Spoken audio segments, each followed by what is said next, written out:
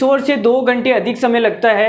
यदि मोहन भाई साहब अपनी चाल में 50% की वृद्धि कर लेते हैं तो वह इस दूरी का मतलब 63 किलोमीटर। तो डिस्टेंस क्या है, सेम है। अगर डिस्टेंस सेम है तो स्पीड और टाइम का रेशियो एक दूसरे के उल्टे हो जाएंगे। तो किशोर से 1 घंटा कम लेंगे। 63 किलोमीटर की दूरी तय करने में किशोर को कितना समय लगता है पूछा है। किशोर भाई साहब को कितना समय लगता है ये हमसे पूछा गया है, तो निकाल देते हैं। तो देखो टाइम चेंज कौन कर रहा है, अपनी स्पीड को मोहन भाई साहब चेंज कर रहे हैं। तो मोहन भाई साहब को 2 बार लिख देते हैं। यहाँ पे है मोहन जी, यहाँ पे भी है मोहन जी, और यहाँ पे ले लेते हैं किशोर जी को, ठीक है। और डिस्टेंस क्या है, फिक्स है। जो डिस्टेंस है वो क्या है, डिस्टेंस है फिक्स। जब डिस्टेंस फिक्स होती है तो स्पीड और टाइम का जो अनुपात होता है उल्टा होता है। 50% बढ़ा लेते हैं। 50% का मतलब है कि अगर पहले 100 थी तो बाद में कितनी कर लेंगे, 150 कर लेंगे, ठीक है।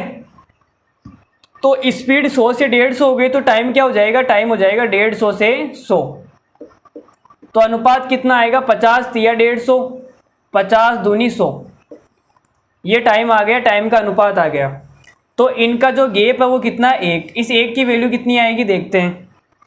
तो यहाँ पे देखो मोहन पहले किशोर से 2 घंटे अधिक ले रहा था, 2 घंटे क्या ले रहा है, अधिक।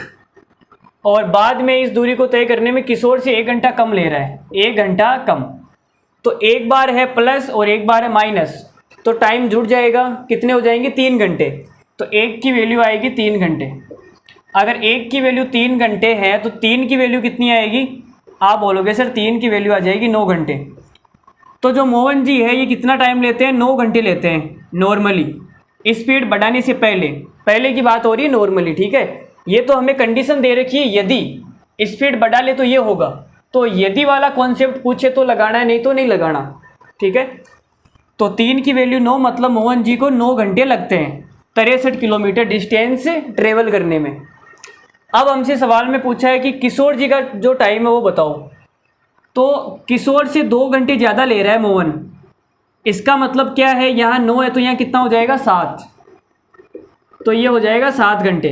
2 घंटे ज़्यादा करूँगा तो 9 आ जाएगा, तो 7 घंटे क्या हो जाएगा हमारा correct answer. Option number C is the right answer. CHSL 2021 का सवाल था ये। क्या था, CHSL 2021 का सवाल। हमने बड़ी खूबसूरती से इस सवाल को, इसकी औकात दिखा दी है। फाइनल, चलो 1-2 सवाल और कर लेते हैं जो अच्छे लेवल के हैं, बाकी क्लास को दी एंड करते हैं, ठीक है। तो एक और सवाल आपके